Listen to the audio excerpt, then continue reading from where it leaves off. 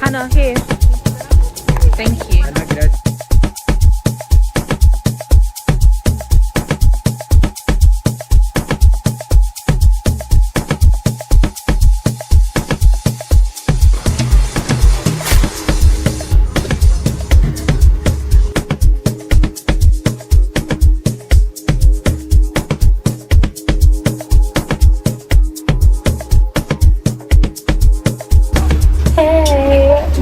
In Qatar.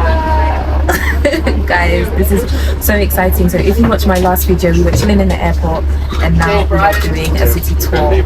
I'm so happy because of Ramadan. We did the 6 p.m. one and obviously now they've broken their fast, but I'm so happy that the sun, like, you know, it's not dark but the sun has set kind of, but we can still see things. So yes, this is like a beautiful time of day. It's not too hot, it's not too cool. Just what I like, just what I like. So let's get into it. The local time here in Qatar is 6 p.m. So just so you know. Welcome, marhaba, which means welcome. And I'd like to first of all say my name is Katia and I'm going to be your tour guide this evening. And our lovely driver is called Brian. He'll be driving us safely through the city. Before we set off, if you could all please fasten your seatbelts. And at any time of the tour, if you need any water, there's a little fridge here. And you're more than welcome to help yourself at the stops. Okay, I'm going to sit down and we'll start the tour.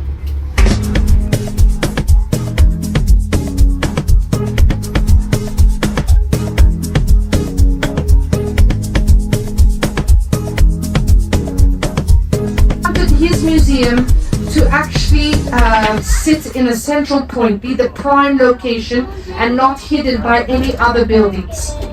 It is then also surrounded by a beautiful man-made park known as Mia Park, which is very popular for picnics and strolls and for jogging, which is all around the park here on the right-hand side. So we're going to get off for I'll give you about 10 minutes where you can get some photos of the skyline, which is all that area. And at the Islamic Art Center, which is this building over here. I really don't know if you can see me because it is dark. And we are seeing the beautiful skyline. Guys, you just have to be here. This is amazing. You people that came here for World Cup, you people really enjoyed yourself, have you? Because yeah, it's gorgeous here. So gorgeous. Me, I was thinking that people drive so nicely leaving the airport into town. Yeah, I've just witnessed somebody do some weird stuff. And you know there was no alcohol involved, so how that happened, I don't know. But let me show you this beautiful skyline.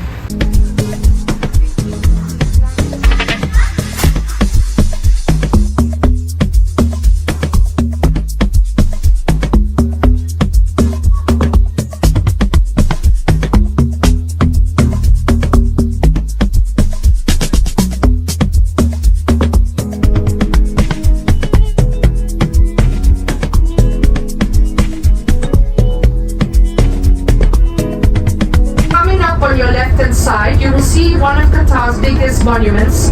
It is known as the Al-Wadha Arches. It actually depicts a fishing net, so a lot of their monuments depict something from their culture and heritage. The Al-Wadha Arches were completed in 2017, designed by a German architect known as Eric Berens. Okay, so we're now in one of the mosques, just like in any public area, like for example in Europe, we'll have a church in every corner, they have a mosque in every public area. This is known as the Friday or the Blue Mosque. It was designed by a Turkish female architect, Zainub Fagogoglu. I can't pronounce the name very well. And her speciality is designing mosques. So she got the inspiration for the minaret, which is this structure here, the dome, the cupola, which we can't see, it's up there, from many mosques around the world.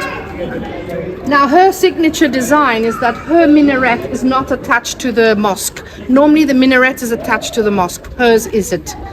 A lot of the mosques in the Middle East are decorated beautifully from the outside, but inside they don't have images, they only have geometric designs on the carpets, to the paintings on the wall and the chandeliers.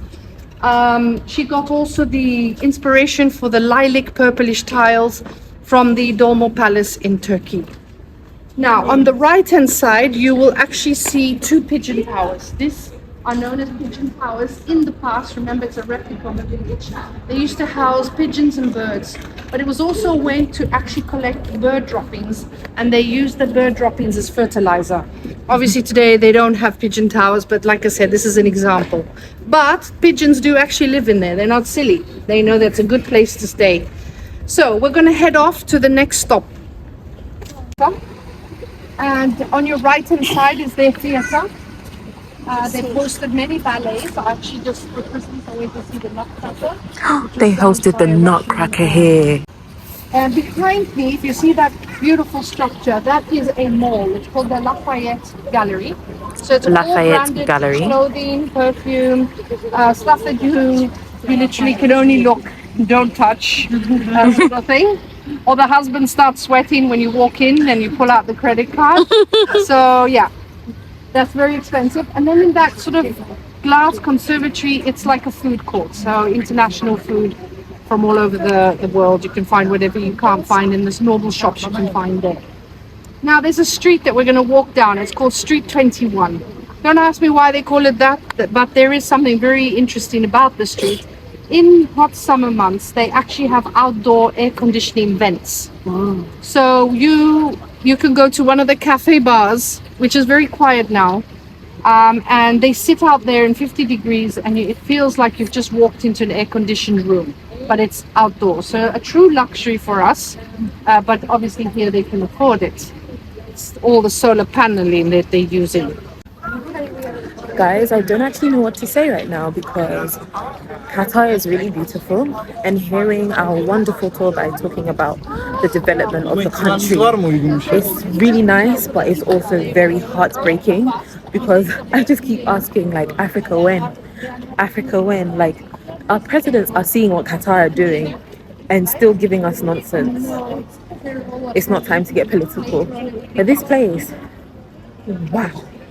I can feel. Is this where the outdoor air conditioner is? Yes, you can feel Yeah, it. I can feel it. I can feel it. Sorry. Oh, wow, this place. I don't want my head to hurt. My head is busting. Just thinking, why Africa? Why?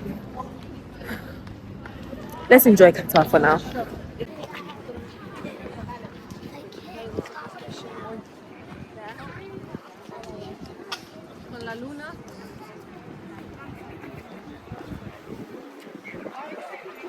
Should start now the shows.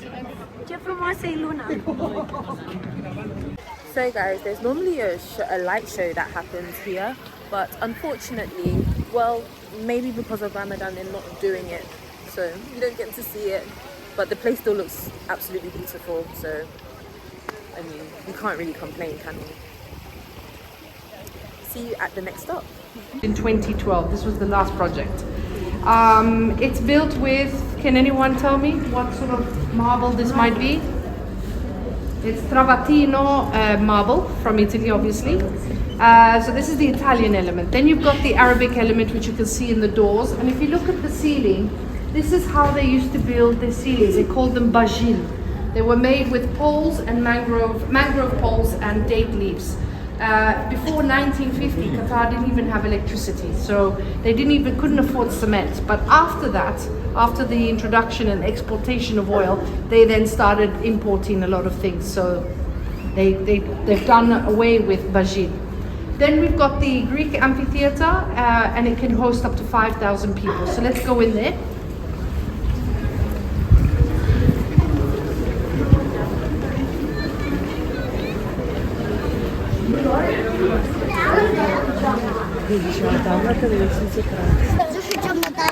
Wow, this is incredible. Come, ven, hablas español.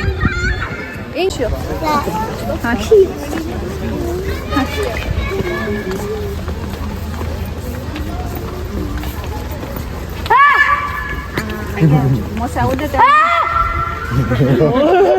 So in 2012 they hosted the very first opera here called Aida by Giuseppe Verdi, and then a few months ago the Qatar Philharmonic Orchestra actually did the all the Disney songs here as well. So they do a lot of musicals or operas and anything to do with culture here in Qatar. And if you look behind you, all that area is beach area. And in that area, you've got all the cafes and beautiful restaurants, all Middle Eastern restaurants as well. So it's a very popular spot in the weekends amongst locals. Today it's very quiet because they're eating. But later on, it'll come to life. Okay, so let's head back to the bus and we'll go to Souq Waqif, where it'll be alive now.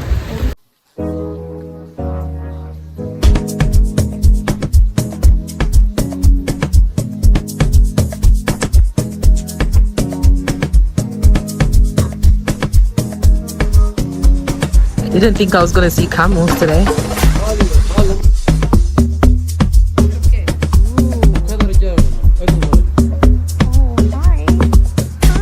Oh my god, guys. Yeah. Hi there. Very quiet and friendly. Apparently he's not mean, the others bite. Hey. Yeah. Oh, she's so cute. Thank you. Shukran.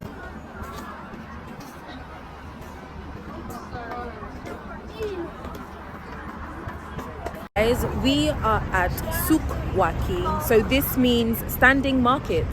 Standing market. And this is because before it was on like a tide, so the water used to come up, so they would have to stand on like benches to sell their goods, which incredible. I mean, guys, look at what they've been able to do. So this market is about 200 years old, but it burnt down in 2003. It got burnt down in 2003, and instead of, you know, like making a big shopping mall or something, they said they were going to keep heritage, keep culture, and just, you know, give it a facelift, jazz it up a little bit, and it looks absolutely beautiful. I can only imagine what this place looks like during the day. So we're gonna have a tour, and then we're gonna be able to roam around. We can buy perfume, we can buy food. What was the other thing? And materials and pearls, all that good stuff. If I was rich, I would buy my mother pearls. But No, they're culture pearls. You can afford them. ooh, thanks. But we'll see, guys. All right.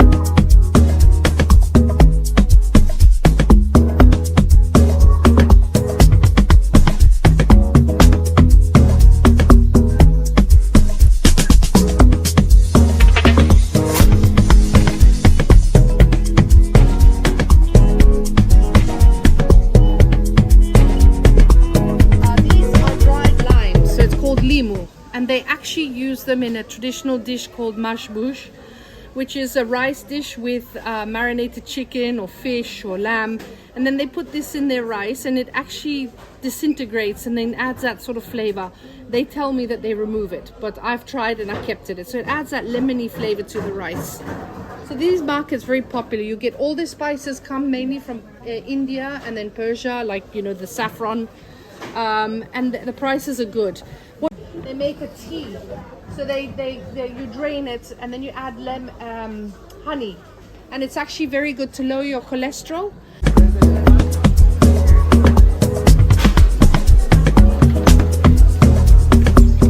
Assalamu alaikum.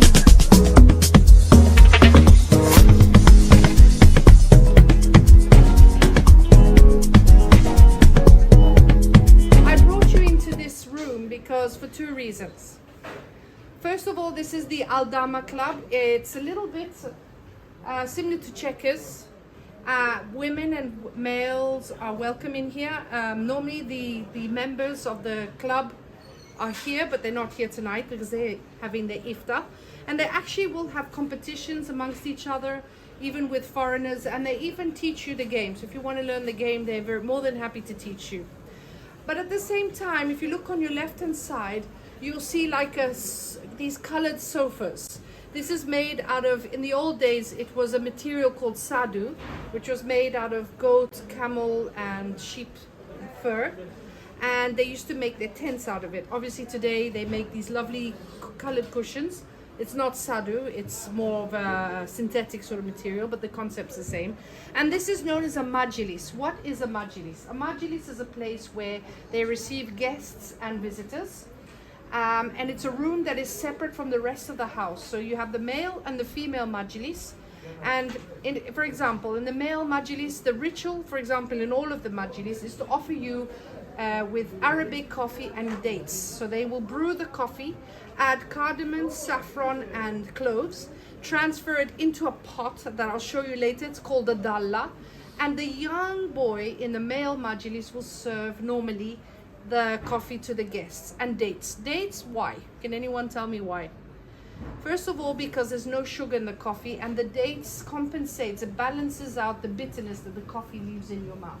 I will show you a spot where they actually sell Arabic coffee if you want to buy one and try it.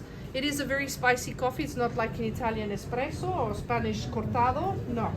Okay? And behind me, I wanted to show you the current ruler, Sheikh Tamim bin Hamad Al Thani, and the father Amir.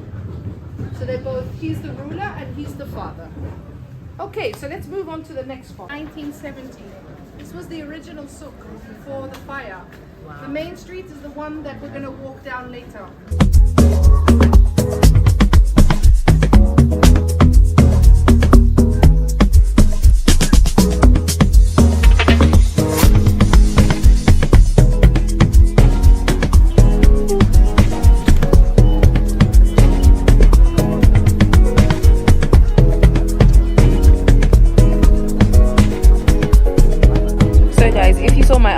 You would have seen that the airport was selling magnets for about $10, and now out here they're selling it $3.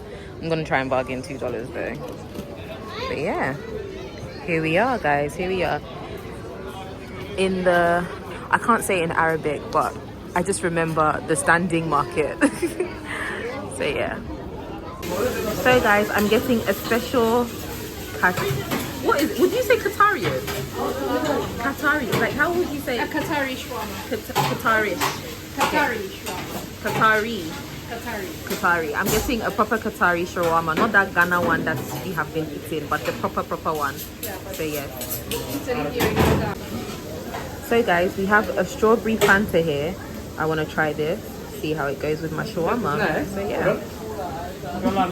Hi guys, so unfortunately I ran out of space on my phone, but before I go, I just wanted to ask you the question. I'm sure before you noticed I was asking, could Ghana ever, could Africa ever? I asked this question for two reasons. Could Ghana get to this point of development? Like seriously guys, do you think that Ghana could get to this level of development for the people, for the future generations to come? And can Ghana's tourism industry also get to this level? Guys, this tour was incredible. If you ever take Qatar Airlines, I highly recommend that you do this tour. They have so many other options, but this tour was $27, and if you have an 8-hour layover or more, you can do a 3-hour tour in their city and explore their beautiful country. Let me know in the comments down below what you guys think of Qatar, and would you guys use Qatar Airlines to travel?